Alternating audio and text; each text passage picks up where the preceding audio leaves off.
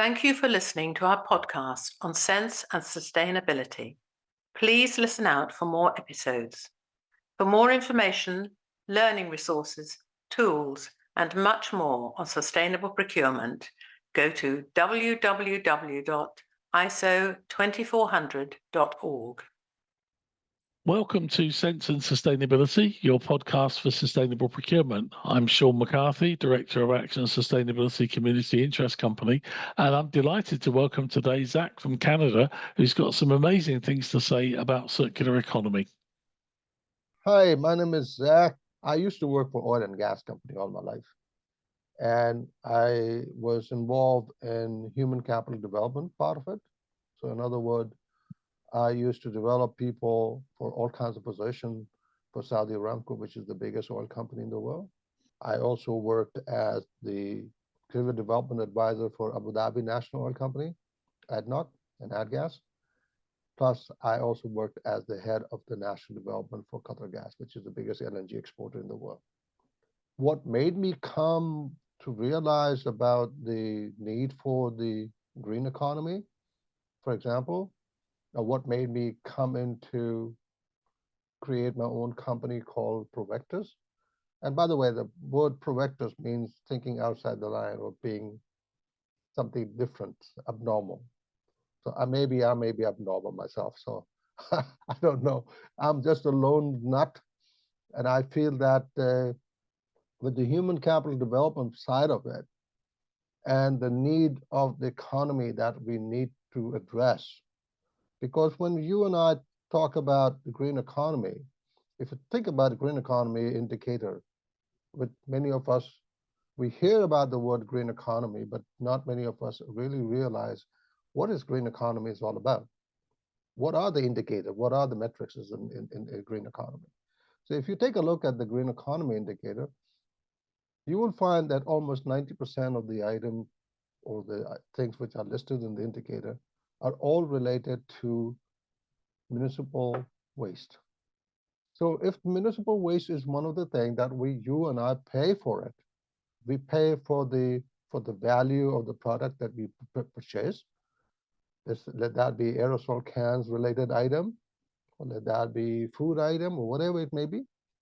We pay for it.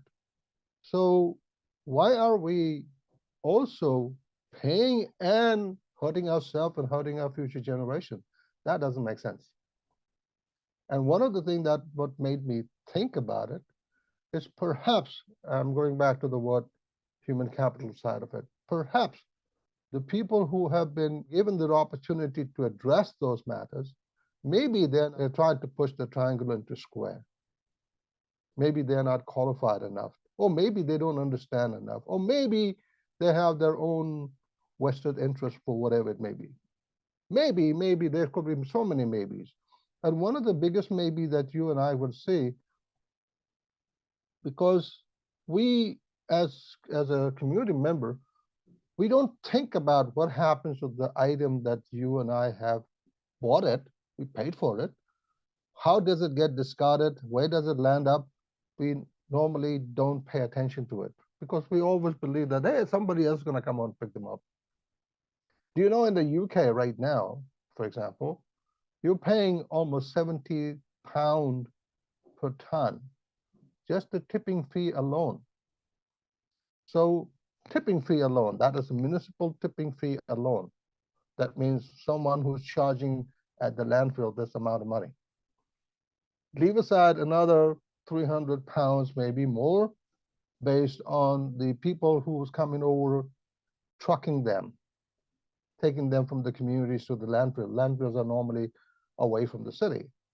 So if you and I, and many of us who are talking about decarbonization, which is a very nice word, how are we decarbonizing it when we have the trucks going around in the communities and it's a municipal truck?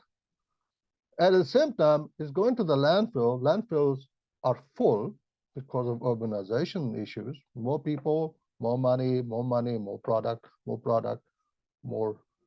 item going to the landfill, not enough space. So what are we doing right now? Well, we think that, oh, okay, well, we can burn them. We can call them waste to energy. What can you burn? what you cannot burn. Why should you burn? Because when you're burning them, you're losing the money that you and I paid for it.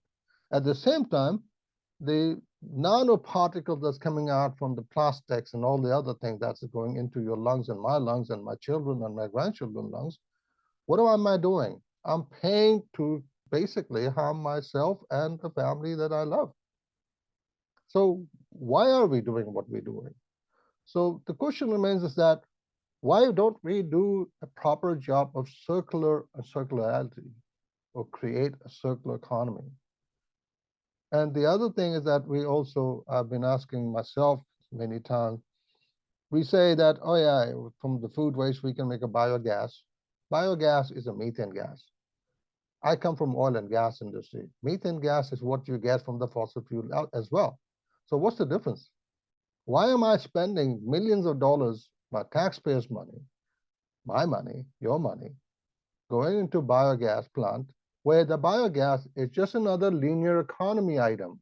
You burn them, it's gone. So I'm not creating anything out of it. So why are we doing what we're doing? It's because either people who are in that position don't know, or they don't have the need for looking outside the box, or they know for a fact the public is going to be silent. They're not going to do anything about it because they don't care about the waste. So the thing is that what I've been trying to make a point to people, take a look at all of those options that we have and decide and make a decision of your own to say, what is the way to go forward? How long are we going to carry on doing what we do?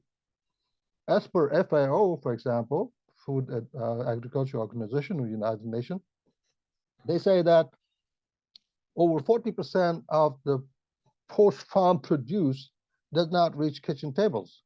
I'm paraphrasing my own word. So if that is true, so my point is again to most farmers who gets up at 4 o'clock in the morning to look after the farm, none of those farmers want to see any of those produce being wasted. So when they get wasted, they are losing money. Remember, I told you about 70 pounds for tipping fee and all the haulage fee and so on. And at the same time, you're also emitting methane gas. That is killing all of us, many of us, and so on.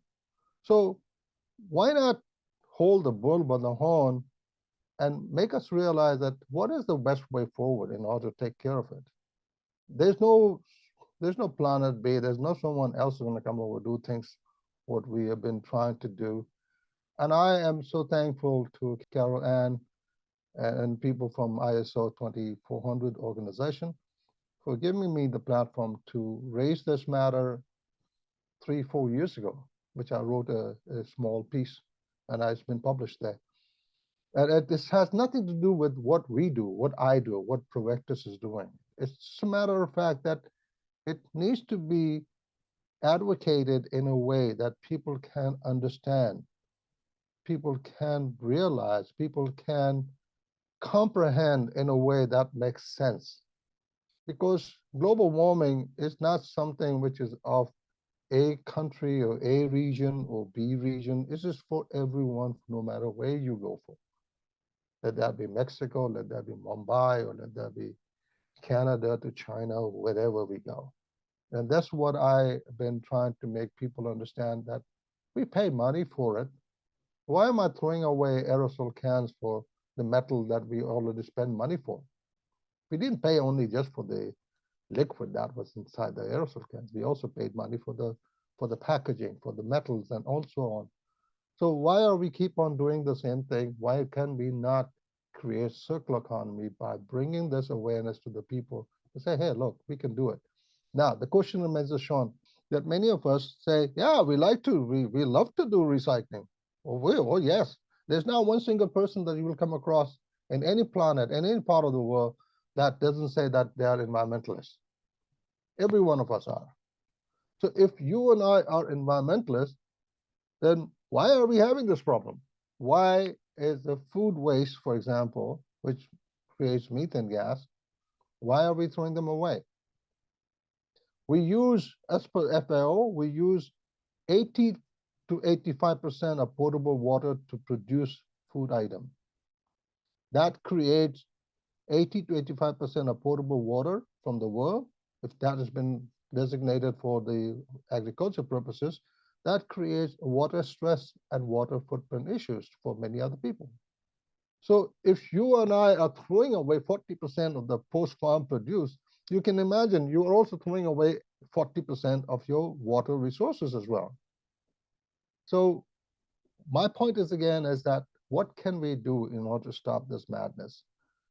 So one of the things that what we've been doing right now, Proactors have been engaged with, we've been talking to the children, we've been bringing awareness to the children as much as to the adults. I feel that 2024 could be a tipping point. I just came back from Dubai, where I was part of the Canadian Trade Office delegation. We were talking about water energy technology exhibition. So if you and I can produce water from food, which we use the water to make food, why not extract them? That's another way of my way of making people understand. If people talk about circularity, this is a circularity. This is where you put the water in to produce.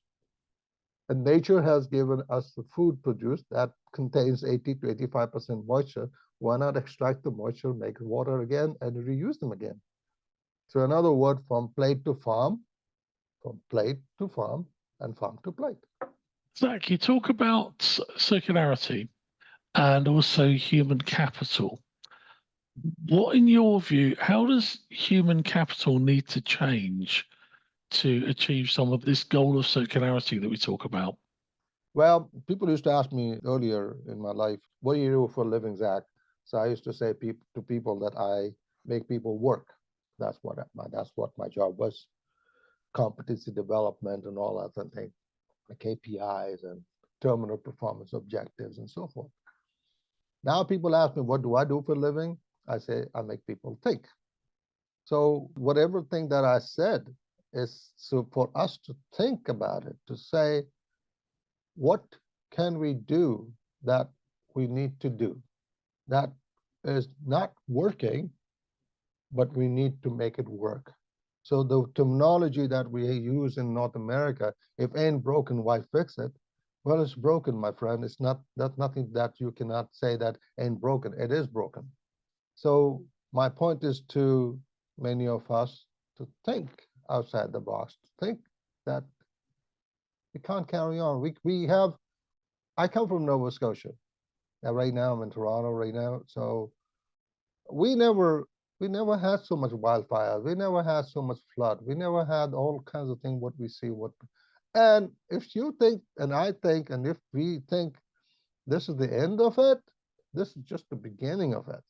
So I'm saying it not only just for the people who are in Global South, when I was doing a presentation for the people in Karachi, Pakistan, where I was talking about, where I submitted my papers for global effort for combating ocean pollution. Now, it's a big, huge topic if you think about it. Global, wow.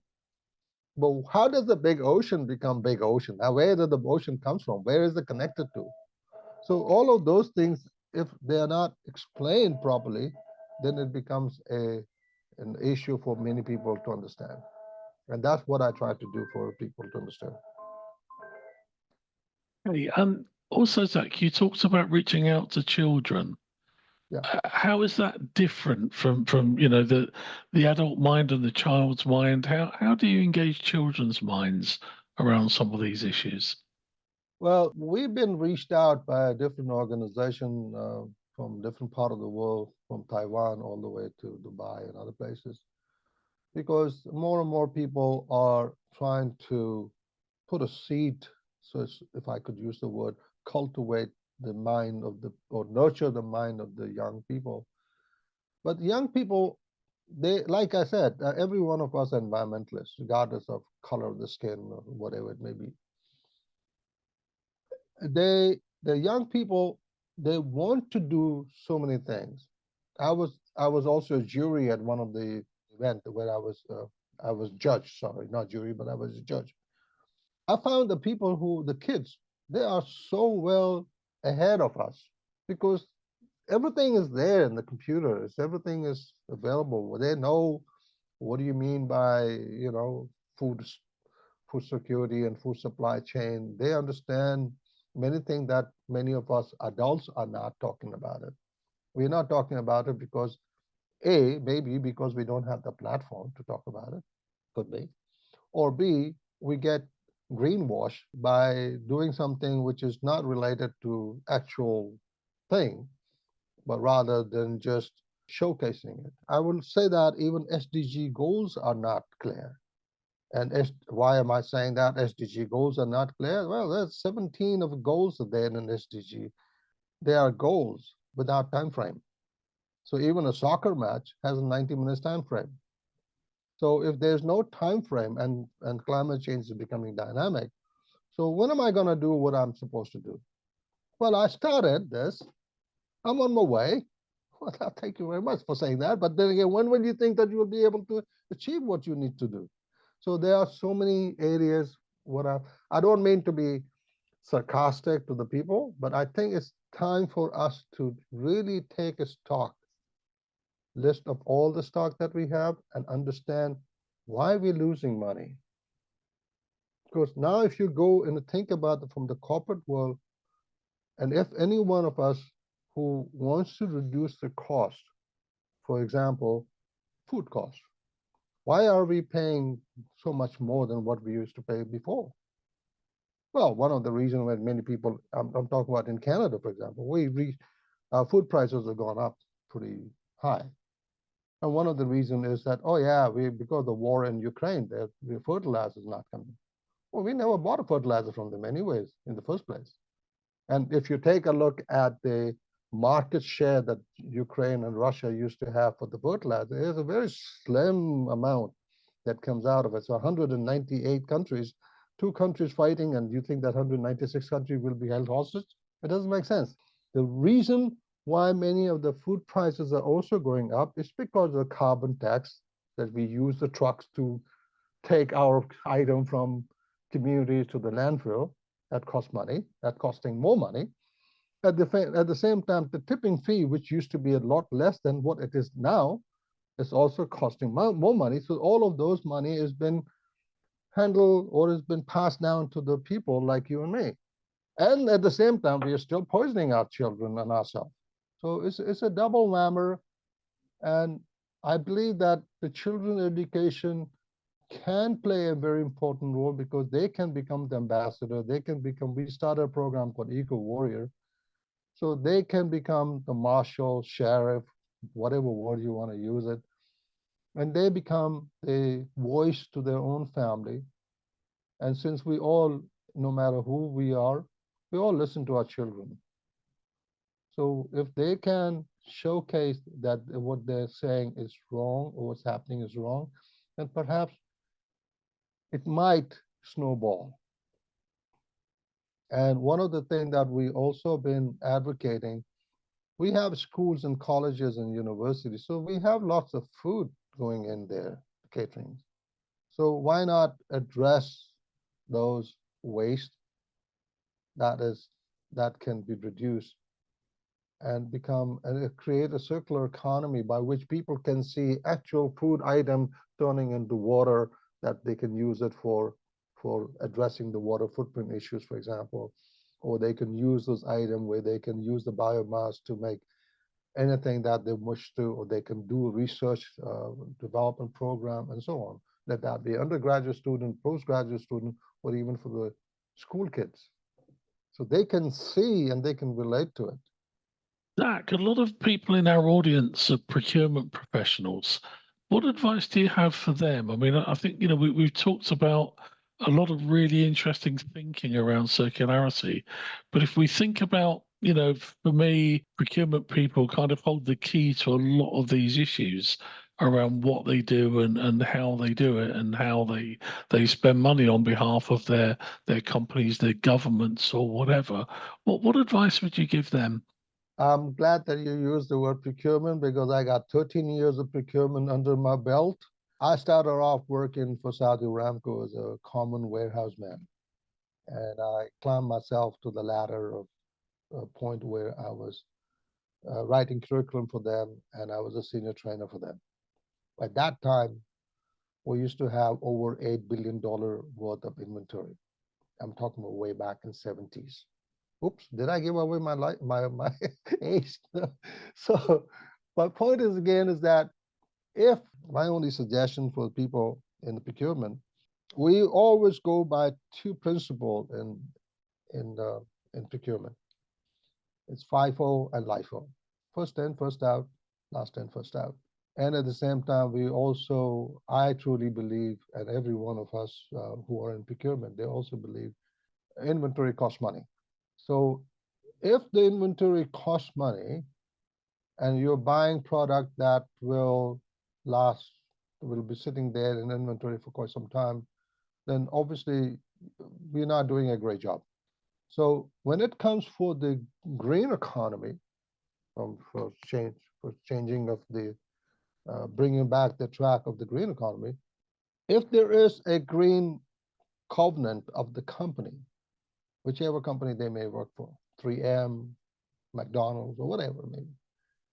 So if they have the green covenant, and it doesn't mean covenant in sense of religion, but covenant in a sense for making people understand that we have to believe in. So if there is a green covenant that will help the green governance, meaning company's vision and mission, then there's a possibility of creating green citizenship among all of us, among every member of that company or the community. So my advice to many of those people who are in procurement, why not look at those suppliers who are also believing in the green covenant that you have asked them? Because anything that you purchase, anything that you have any inclination or connection, it will have an impact on the major company. Let's take, for example, an example of the airbag coming out from Honda, for example, Honda vehicle that used to blow up. So because of the airbag, which was not a part of the Honda manufacturing company product, but there was a third-party supplier, but then again, it had an impact on them. So similarly, why not do something to make sure that everything that you're buying, it is coming from the circularity or having a circular economy based production where they can reduce their carbon emission. That will have a bigger impact on the companies as well. That's my 2 cents. So it's about thinking up front about the product that you're buying and the organization that you're buying it from. And you mentioned the expression green covenant. This is kind of about a matching of cultures between organizations, I guess, between the buying and the selling organizations. Absolutely. Now, the other thing that I like to point out, again, going back from my time in working for material supply organization within Aramco, if you remember Brute lotion that we buy, aftershave lotion, Brute was awarded with the best packaging award way back in the 70s. They haven't changed anything in that, if you think about it. Now, why should they change? Because there's nothing to change. They don't sell product in a cardboard boxes. They don't give you any literature inside to tell you how to use the Brute, how to splash it on your face. So everything that you and I are buying, that company or the manufacturer had put money to it, it comes to haunt us because we pay for it. So if I'm not using it, why am I paying for it? So if Brute was or is or was accepted as the best packaging or packaged item way back in the 70s, why do we have toothpaste that has inside those? Are we that daft that we don't know how to use the toothpaste? Or what are we doing? Why are we doing what we're doing? So I believe that the procurement has a big role to play. They have the big role to say, hey, listen, I don't need all of this, slash it off, reduce the cost, reduce the waste, because whenever you think about organization designing, whenever you think about corporate earning and all that, its whole thing is all compounded. Every little bit is a machine that every part of it is functioning and has a value for it. So why not do inventory reconciling from the beginning rather than waiting until the end and say, we have this, we have to do something like that. Really like the concept of if I'm not using it, why am I paying for it? I think that's a philosophy that we can use both at home and in our professional lives. Zack, it's been an absolute pleasure. We've covered an awful lot of ground in the 30 minutes that we've been talking, and I really do hope our audience enjoy it. The whole concept of circularity is so important to everybody, but to procurement people in particular, and that's the sort of message that we're trying to get across. So, thank you very much for your time. It's been a pleasure listening to you. Thank you. It's a great pleasure to be with you, and I'd like to say thanks to Carol Ann for reconnecting. It's been quite a few years, and if there's any way that I can add value in any shape or form, I'll be more than happy to. One last thing before I go. We talked about greenwashing a little bit. Why do we have so many buildings that are certified as I'm using the name LEED certified Lead, building? yeah. Now, if you and I, we just talked about a few minutes ago of about 17 SDG goals. So similarly, they also have up to 23 or maybe more criteria for the LEED certified building.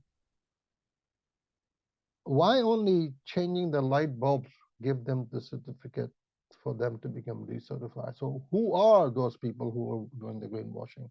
Is it just a person? Is it an organization?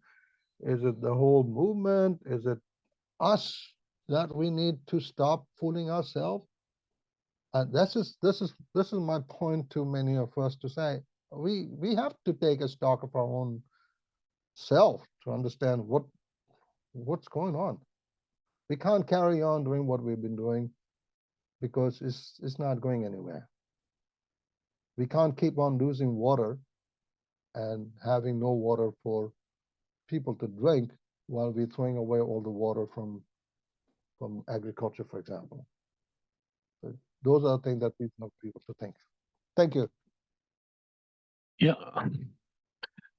It's an interesting point about LEED, and of course in the UK we have BREEAM and there's Green Star and various other standards for buildings around the world. And yeah, I do see them as a bit of a tick box exercise, and certainly architects and contractors will look at the cheapest possible way they can get the LEED points rather than necessarily how to build the most sustainable building. And I kind of think that's it's where the role for me of the intelligent client comes in.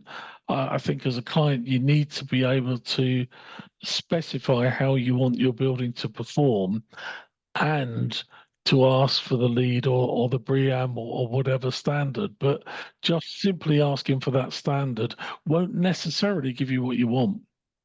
I also have one more suggestion, if I may. Yeah. Let the supermarket also be certified. Yeah. Why not? Why not?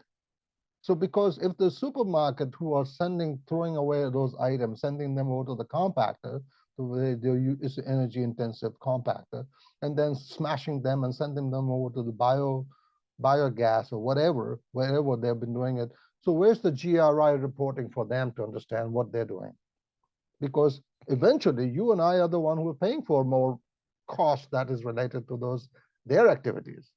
So again, if you take a look at the whole procurement system, they need to take a good stock of themselves to say, well, this is something which we need to stop, because it's passed down to the people, clients, or people like you and me, regular folks. And while we are doing what we're doing, we're paying for it, which we don't need to, but at the same time, we're also poisoning ourselves. We don't know what's going to happen to our children or what's going to happen to us. Yeah, some supermarkets do report, of course, but there's no obligation for them to do so. Absolutely. So the best way to do that in order for people to address the cost is to reduce the waste, which is connected to the cost. So again, this is where the procurement and many other folks can come into this whole fold to say, we have to do better job than what we've been doing. Yeah, so this brings in the concept of the entire value chain, doesn't it? I mean, obviously, Absolutely. not just in retail, but we're talking about supermarkets here, and the behaviour of the consumer, the behaviour of the retailer, and then all the way down the value chain to the farmer. Absolutely. And one more thing before we end up, if I may, why not correction facilities? Why not we invest on correction facilities? Why you and I, many of us, we're paying taxpayers' money to have the correction facility where we are supposed to provide them 3 meals a day. Why not recycle the food waste and do their own community farming in their facility? That way it becomes a therapeutic. It helps them to understand, relate to the life and actual life as again the plant and nurturing and so on. And it's not me who's been saying this, even the psychologists will tell you that, you know, one best way to have someone mind being cooled down is do some gardening. So if the gardening is a thing, why not do the gardening within the prison facility, reduce all the costs and reduce all this carbon emission going from the prison cells all the way to the landfill? And that comes all the way back to what you were talking in the beginning about human capital and how people feel about their lives. Thank you very much. You understood that. Yay! I do hope our audience do. Thank you.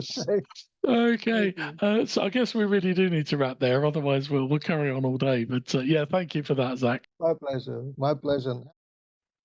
Thank you for listening to our podcast on sense and sustainability. Please listen out for more episodes. For more information, learning resources, tools, and much more on sustainable procurement, go to www.iso2400.org.